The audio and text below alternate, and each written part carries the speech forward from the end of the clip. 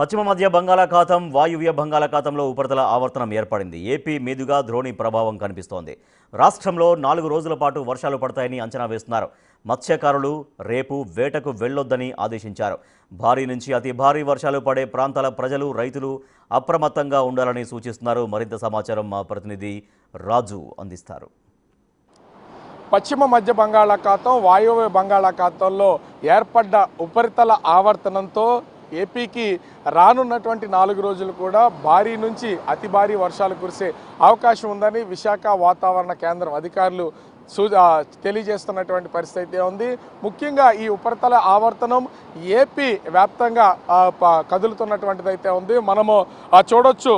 దీంతో సముద్రం పూర్తిగా అల్లకొల్లోలంగా మారినటువంటి పరిస్థితి ఉంది. ఈ ఉపరితల ఆవర్తన ధోని ఏపీ మీదుగా కొనసాగుతున్నటువంటి నేపథ్యంలో రానున్నటువంటి 4 రోజులు ఆంధ్రప్రదేశ్లోని అనేక ప్రాంతాల్లో తేలికపాటి నుంచి ఒక మోస్తరు భారీ వర్షాలు, కొన్ని జిల్లాలకు భారీ వర్షాలు కురిసే అవకాశం ఉందని విశాఖ వాతావరణ కేంద్రం అధికారులు అయితే తెలియజేస్తున్నారు.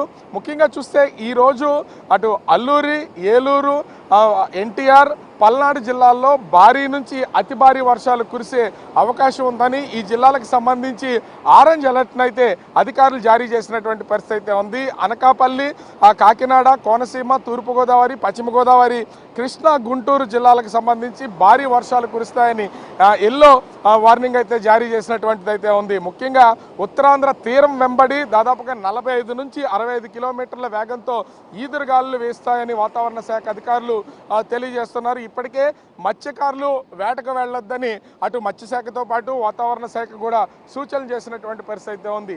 భారీ నుంచి అతి భారీ వర్షాలు కురిసే అవకాశం ఉన్నటువంటి నేపథ్యంలో రైతులు కూడా కొంత అప్రమత్తంగా ఉండాలని తెలియజేస్తున్నారు. ముఖ్యంగా ఉత్తర బంగాళాఖాతంలో ఏర్పడే, అంటే రేపు ఉత్తర బంగాళాఖాతంలో ఏర్పడే అల్పపీడనం అవకాశం ఉన్నటువంటి నేపథ్యంలో ఈ వాతావరణ శాఖ అధికారులు కూడా అటు ప్రభుత్వానికి హెచ్చరికలు జారీ చేస్తున్నటువంటి పరిస్థితి ఉంది.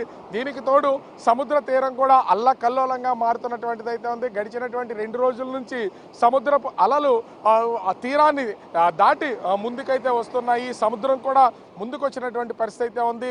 గడిచినటువంటి వారం రోజుల క్రితం ఉన్నటువంటి పరిస్థితి విశాఖలో లేదు. ఇప్పటికే మనం చూస్తూ ఉన్నాం. అటు కాకినాడ జిల్లాకి సంబంధించి పిఠాపురం నియోజకవర్గంలో ఉన్నటువంటి మాయాపట్నం సముద్రంలో ముంపుకు గురవుతున్నటువంటిది అయితే ఉంది. గతంలో కూడా అటు కొనపపేట, మాయాపట్నం ఆ సముద్ర తీర ప్రాంతాల్లో ఉన్నటువంటి ప్లేసెస్ అన్నీ కూడా ఇప్పటికే సముద్రంలో కలిసిపోయినటువంటి పరిస్థితి ఉంది. ఇప్పుడు కూడా అటు శ్రీకాకుళం నుంచి నెల్లూరు వరకు ఉన్నటువంటి సముద్ర తీర ప్రాంతాల్లో నివాసం ఉండే మత్స్యకారులు వాళ్ళ ఇళ్లు కూడా కోతకు గురవుతున్నటువంటిది అయితే ఉంది. దీనికి తోడు ఈ ఉపరితల ఆవర్తన ద్రోణి ఏర్పడినటువంటి నేపథ్యంలో దీని ప్రభావంతో అటు సముద్రం ముందుకు వస్తూ ఉంది. దాదాపుగా గడిచినటువంటి వారం రోజుల కంటే ఇప్పుడు 20 నుంచి 40 అడుగుల వరకు కూడా సముద్రం ముందుకు వస్తూ ఉంది. దీని ప్రభావాన్ని గుర్తించినటువంటి వాతావరణ శాఖ అధికారులు ప్రభుత్వానికైతే హెచ్చరికలు జారీ చేస్తూ ఉన్నటువంటిది అయితే ఉంది. ముఖ్యంగా చూస్తే అటు మత్స్యకారులు ఎవరు వేటకు వెళ్ళొద్దనే సూచనలు అయితే చేశారు. సముద్రపు అలలు ముందుకు దూసుకొస్తున్నటువంటి పరిస్థితి అయితే కనిపిస్తుంది. దీంతో ముఖ్యంగా చూస్తే అటు ఈ సముద్రానికి వస్తున్నటువంటి పర్యాటకులు కానీ విశాఖ వాసులు కానీ కొంత భయాందోళనకు గురవుతున్నటువంటిది అయితే ఉంది. ఎందుకంటే అలల తాకిడి ముందుకు చొచ్చుకొస్తున్నటువంటి పరిస్థితి అయితే ఉంది.